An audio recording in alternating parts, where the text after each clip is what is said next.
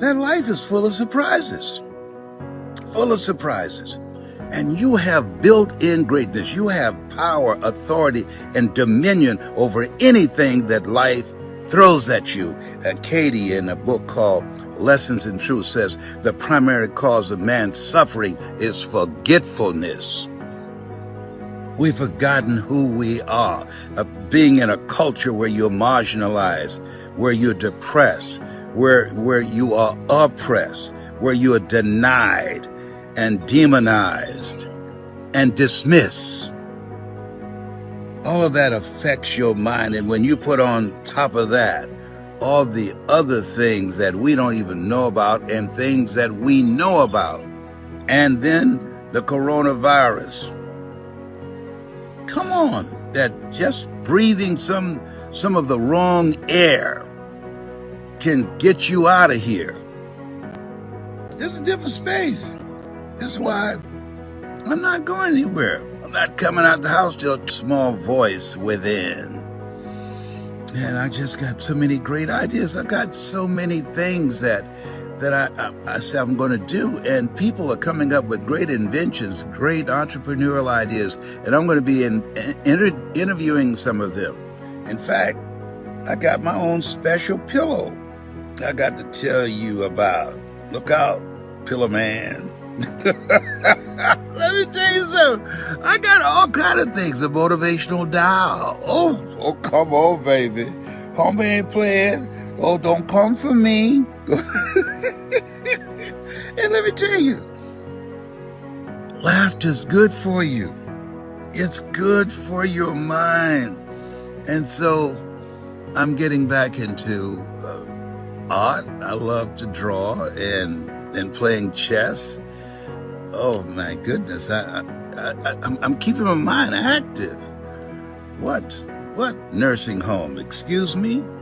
I can take care of a nursing home. They ain't gonna be taking care of me. No, I changed my own pants.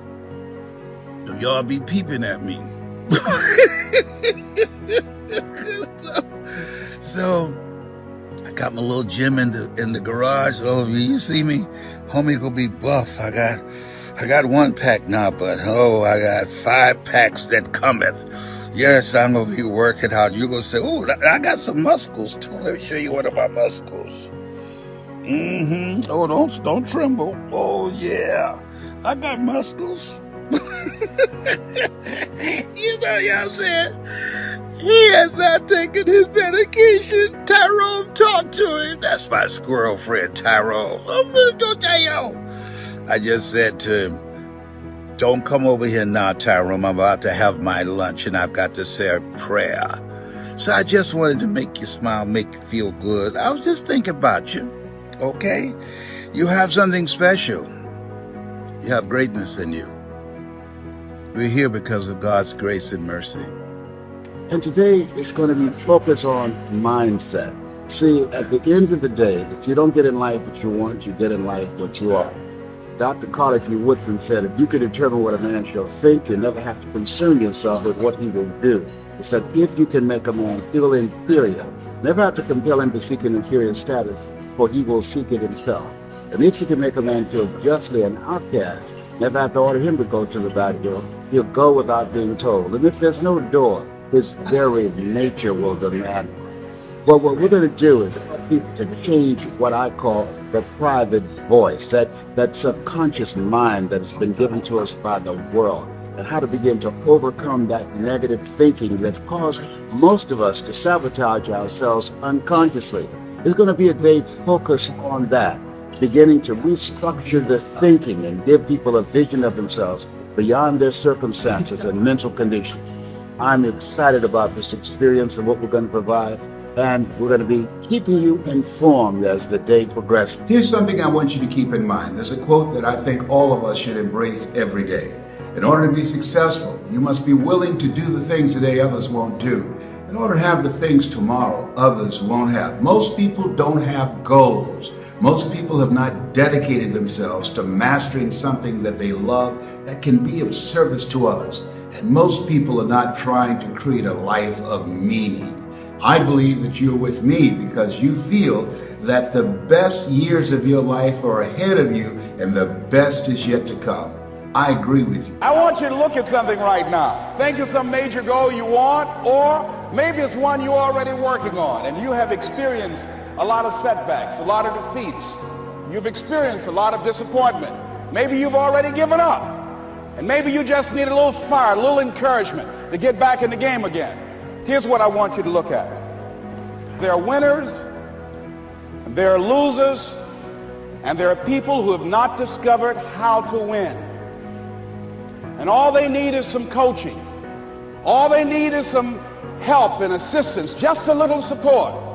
All they need is some insight or a different strategy, a plan of action to make some adjustments that will open up the key to a whole new future for them, that will give them access to the unlimited power that they have within themselves. That's all that they need. So what I want you to do is think about something you want for you, that's real for you, that's important for you, that will give your life some special meaning and power. And I don't even want you to say, I can do that. I don't want you to assume that. See, 5 years ago when I started out in this area, I would not have been able to make the mental leap that I would be up to where I am right now. I don't want you to begin to just psych yourself out. No. I want you to be able to say something to yourself that will enable you to maintain a level of integrity with yourself. That when you say this, even when you face tremendous setbacks, it will be a benchmark to keep you in the game, to keep you moving forward and experimenting and readjusting your strategy and your plan of action, continuously looking for ways to win. So what is that something? When you got an idea you want to move on, you might not have the money, you might not have the education, you might not have the support or the resources you need. What is that something that can keep us going, that will enable us to act on our dream? What's one of those keys that will begin to help us to discover the secrets to our dream? Here's what I want you to repeat after me, please, with power and conviction. Say, it's possible. That's all I want you to do when you look at your dream. Just say to yourself every day, it's possible. Just say that every day to yourself, it's possible. Because what does that do? See, it begins to change your belief system. See, the way in which we operate, ladies and gentlemen, it's a manifestation of what we believe, what's possible for us. Whatever you've done up to this point, all that it really is a duplication, it's a reproduction of what you believe subconsciously that you deserve and what's possible for your life. Most people operate out of their personal history, out of their memory, things they have done, things they've experienced, things they've seen, things that they have observed. What I'm suggesting that you operate out of a larger vision of yourself. I want you to see yourself doing what you want to do, experiencing what you want to experience, having what you want to have, doing what it is that gives your life some meaning and value. Operate out of your imagination, not your memory. Because whenever you look at where you want to go, I'm wanting to warn you, you will have some conversation back here after you go through the data that you've experienced in life saying you can't do it. And so what you want to begin to do is ignore that inner conversation. Well, most people, ladies and gentlemen, when something happens to them, what they do is they begin to believe that that's the way it is. That's the way it's always been. And they can't see the possibility of it being any different. Example, before April 1954, the common belief, the universal belief, because it had been tried again and again and again and people had failed, the belief was that man was not physically capable of breaking the 4-minute barrier, that he could not run a mile in less than 4 minutes. That was the belief on the planet. It had never been done. But here's what happened, ladies and gentlemen. Roger Bannister came along, and he broke the 4-minute barrier. Now here's what's significant about that. Since that time, up to this day, over 20,000 people have done it, including high school kids. What changed? 20,000 people, what changed? Here's what happened when they got on the track. They knew it had been done. And because they knew it had been done, there was a new belief about this barrier, about this goal that was unreachable. And those 20,000 people got in a race believing, knowing in their heart that someone had done it, that it's possible, that they could do it. And I'm saying that if you know anybody that had some goal, some dream, something they wanted to do, and they did it, then I'm saying that you know in your heart that if someone has done it, then you can do it. It's possible. And that if someone can make their dream become a reality, that it's possible that you can make your dream become reality. And so as you begin to look at where you want to go, beginning to embrace that, it's possible. I'm blessed and highly favored. I've got a lot going for me. I got some good stuff in me. And it's possible that I can bring my greatness out here in the universe. That I can do what I want to do. It's possible I can write my own book. I can have my own business. I can take the trip and travel around the world. It's possible. I can bounce back from adversity and reinvent my life. It's possible. Regardless of where I am, the things can get better for me. It's possible. I'm thinking about two men right here in Chicago who were fairly successful, similar background, educated.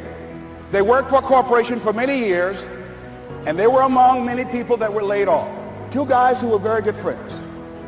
One went out looking for a job for several weeks along with the other one, and they faced disappointment and rejection again and again and again. They couldn't find any work, which is the story of many people across this country. One guy stopped. He became discouraged. He stopped going. He stayed home looking at television, became very argumentative and toxic with his wife, drinking beer, getting on the phone, talking to his other negative, unemployed friends. And he just gave up. The other guy kept looking for a job everywhere he could go. Every time he could get an opportunity, kept asking people, networking, checking the newspapers every day. Kept going everywhere he could, trying to find a job. You have too much education. You're overqualified. You won't be here long enough. He kept going. He kept going. He went to a place and said, look here, I tell you what, if you can't hire me, and I know you can use my talents, abilities, and skills, I don't want to sit home and do nothing. Just let me do some volunteer work. You don't have to give me anything, all right? I just want to work. I want to be busy. Guy said, okay, it's on you now, but don't expect me to give you anything. It's okay. This guy came in and worked. He was the first one there. The last one to leave was the best employee there. About 4 weeks later, one of the top managers quit. They were looking for a replacement. Guess who they selected? This other guy. This guy who was volunteering his time. He got the job. What was the difference between the two men? Eyesight and mindsight. Eyesight is judging on what you see. Judging according to appearances. But mindsight is how you interpret what you see. One guy said, it's not possible. It's over. I'm finished. I can't do it. I can't make it. He surrendered. I've faced rejection again and again. I'm not going anymore. There are no jobs out there. But this other guy, he felt that in spite of the no's and rejections, in spite of how bad the economy is, in spite of what the newspapers are saying, that it's possible that somebody somewhere will give me a job. He just kept going, thinking it was possible. And guess what, ladies and gentlemen? That's what we have to do with our dreams. Because things happen to you in life that you can never, ever anticipate. And many times when those things happen, you want to give up. I remember when I was in broadcasting, when I was a disc jockey, I became very controversial, not only being a disc jockey, but I felt that radio was something that you not only entertain people with, but you also empower them, you educate them. And I got fired. I didn't just leave, they fired me. That was a shock. I said, wait a minute. They took my microphone. I thought that was who I was. No, ladies and gentlemen, it wasn't. I had to do something else. And I didn't know what else I could do. See, here's what I'm looking at. What are the uses for your life right now that you haven't even reached for yet? See, I believe that when you don't have enough encouragement to act on your dreams or ideas, or you're not enlightened enough, that life will act on you. See, life had moved on me and said, Les Brown, you have outgrown this. It's time for you to do something else. Well, I wasn't enlightened enough. I organized some disc jockeys and got my job back. So they had to fire me again. I got fired twice. Here's what I did. I had to think of something else. And so a guy suggested to me, he said, Les, why don't you run for office?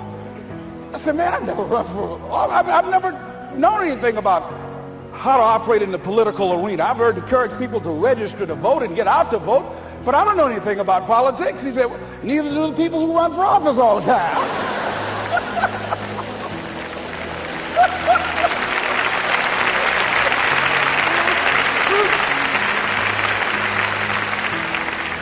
So I ran. Now here's what I'm suggesting. I ran. You got to do what you can where you are with what you have.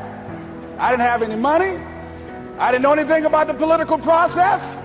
I didn't even have any support. But here's what the guy told me. It's possible you could win. That's all I had. I was running against an endorsed candidate. He was an incumbent. He had the newspaper support, all of the leadership in the community, and I was challenging this guy.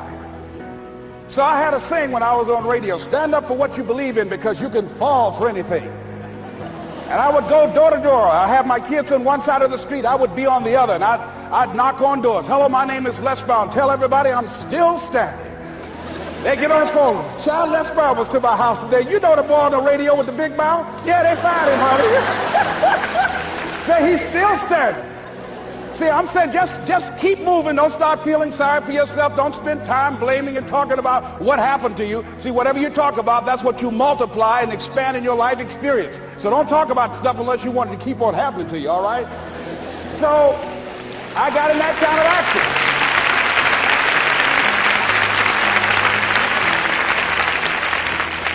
As I continue to do that, had my children with me, we're going door to door, didn't have enough money. Eventually, we got close to the election and something happened that really surprised me. Guys who I thought were going to either support me or stay out of it, various powerful community leaders, they became involved in it and they endorsed my opponent. I felt devastated. Now that's going to happen to you when you're working on your dream. Things are going to happen that's going to catch you on the blind side. That was shocking to me. They didn't have to do that. All they had to do was just stay out of it. But here they go, come up in there messing with me. Now that's going to happen. There's some people who believe it's their personal business to stop you from living your dream, all right?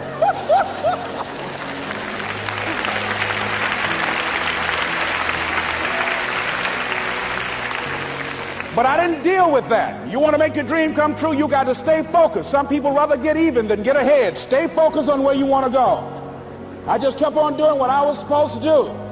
And so I was driving to the radio station. My opponent had over $20,000. I had less than $800. As I was in the radio station, the guy said, "You're going to make a commercial?" I said, "Yes."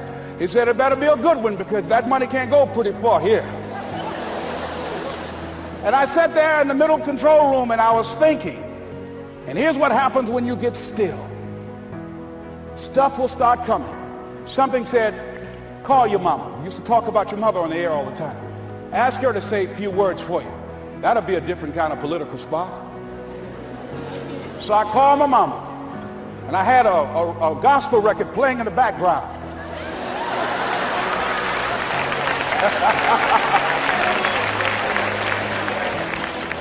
And then I had my mother say, "Hello, this is Mrs. Mamie Brown. When I raised my sons, I raised them to be good children.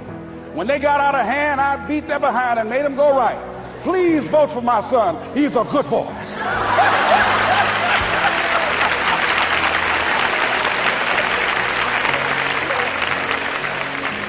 Usually in the state representative race, maybe 3,000 or 4,000 people will come out to vote in a primary. In that primary race, over 27,000 people came out and voted and said, "I'm voting for Les Brown because his mama said he's a good boy." I won, ladies and gentlemen. I won.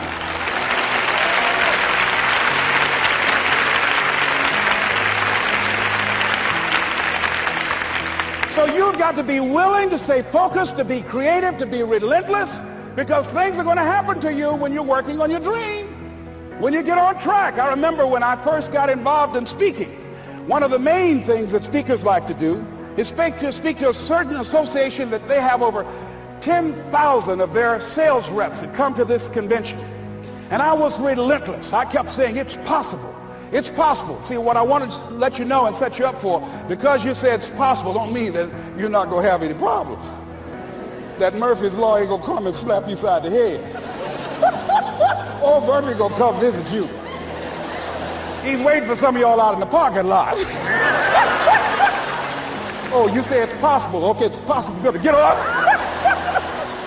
Well, I was working. I kept saying it's possible. They got other speakers on this program. I can be on that program too. I kept selling myself. I got all fired up. And I was calling them every day. And the lady finally said, Mr. Brown, I tell you what, we want you to come in and talk to our sales executives. You got the kind of fire and guts that they want that will motivate them. And let me tell you something else. We want you to bring your motivational tapes. You're going to need at least $50,000 worth of tapes. I said, is that right? Yes, because they want to keep that drive alive. I said, all right. I called the guy who duplicated my tapes. I said, Don, how you doing? This is Les. Let me tell you, I got a major speaking engagement. I said, man, it's a speaker's dream. I need over $50,000 worth of product. He said, Les, you don't have that kind of credit. I said, I know, but Don, I can sell that. Just right after speaking engagement, I'll give you your money in 4 days. He said, are you sure, Les? I said, yes, man, I got a major speaking engagement, and they told me to do it. He said, man, that's a big order. Let me talk with the lady with you. I said, hold on just a minute, man. Call the lady back. Hello, Evelyn, how you doing? This is Les Brown. I got Don on the phone. What did you say? Do I have the speaking engagement? Yes, you do. And what else you suggest? Les, our people, they buy a lot of tapes. Your tapes are very popular among them. I'm saying bring at least $50,000 worth of tapes, Les. You'll sell everything you got and more. I said, did you hear that, Don? He said, yes. I said, now, if anybody else has to make a decision, are you the final person? She said, I'm the final person. I will send you the contract. I want you. I said, you hear that, Don? He said, yes. I said, oh, ye of little faith. I said, duplicate the tapes, man. Hung the phone up. Well, he duplicated the tapes. 1 week came by. I'm checking the mail every day. No contract. I said, come on, Murphy, don't start now, man. Come on. Come on, man, give me a break. Come on now, you know. This ain't fair. Come on, man. Give your boy a break. Come on. I talked to myself, you know. I didn't want to call him right now. 2 weeks passed by. Murphy said, don't you think you ought to call him? I said, okay. I called. I said, hello, this is Les Brown calling. How you doing, Les? I said, fine. I said, Evelyn hasn't sent my contract out yet. Any additional information you need? So, Les, you haven't heard? I said, no. I said, Evelyn died. I said, she died? I said, did she say anything about me?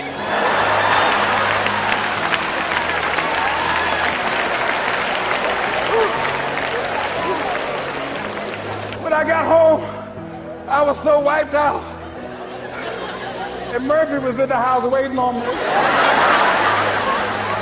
Murphy said, is it possible you want to listen to some of your tapes?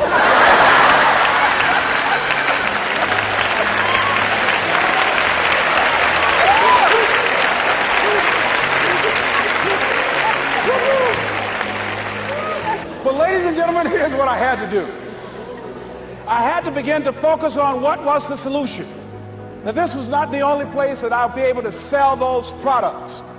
And as I began to challenge myself and got some help and support and some other input, I eventually did. It took longer, but it was challenging. But I did it. Repeat after me, please. No matter how bad it is, or how bad it gets, I'm going to make it. I'm going to make it. Shake somebody's hand on your right and left and say, you got that right.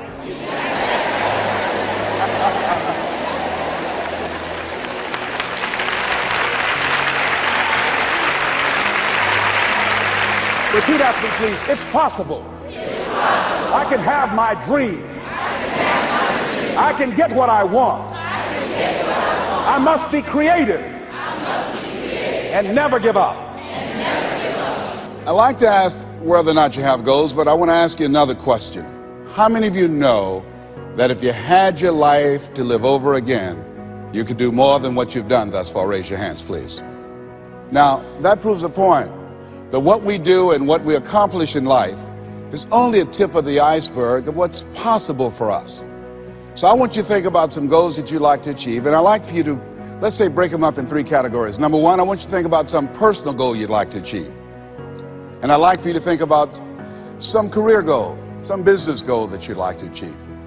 And I want you to think about some social contribution, some impact you'd like to make with your life. It was Horace Mann who said, we should be ashamed to die until we've made some major contribution to humankind. I believe we live in the greatest country in the world that gives us an opportunity to leave our mark, to make a statement with our lives. And as you think about these goals, whatever those goals are, I want you to dramatically increase those goals. And I want to warn you, I don't want you to think about how you're going to do it. How is none of your business. The most important thing is just to increase those goals dramatically. I've found that most people fail in life, not because they aim too high and miss. Most people fail in life because they aim too low and hit. And many don't aim at all. So raise the bar on yourself and don't ask how you're going to do it. I'll never forget when I decided that I wanted to become a motivational speaker. I saw the late Dr. Norman Vincent Peale, and my heart said, I can do that. But my mind asked the question, how?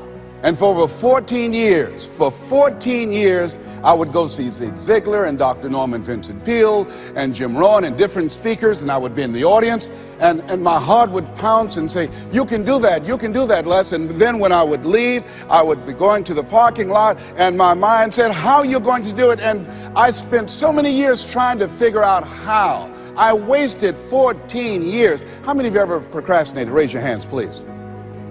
Yeah, see, so as you begin to think about your goals, the most important thing is, and write this down, commit yourself. See, once you commit yourself, the how will come, the way will come. Once you commit yourself, you will then figure it out. And if you're going in the wrong direction, all you have to do is turn around and go in the other direction. You will figure it out. You want to begin to just challenge yourself. You want to stretch yourself because you really don't know what you can't do. I'll never forget the first day that I met Mr. Washington. I was born in a poor section of Miami, Florida called Liberty City. I was born in an abandoned building on a floor with a twin brother. And when we were 6 weeks of age, we were adopted. And when I was in the 5th grade, I was identified as EMR, labeled educable, mentally retarded, put back from the 5th grade into the 4th grade. And I failed again when I was in the 8th grade. I don't have any college education, but because of my mother, and I feel like Abraham Lincoln, who said, all that I am and all that I ever hope to be, I owe to my mother. I saw a sign once that said that God took me. I owe to my mother. I saw a sign once that said that God took me. I owe to my mother. I saw a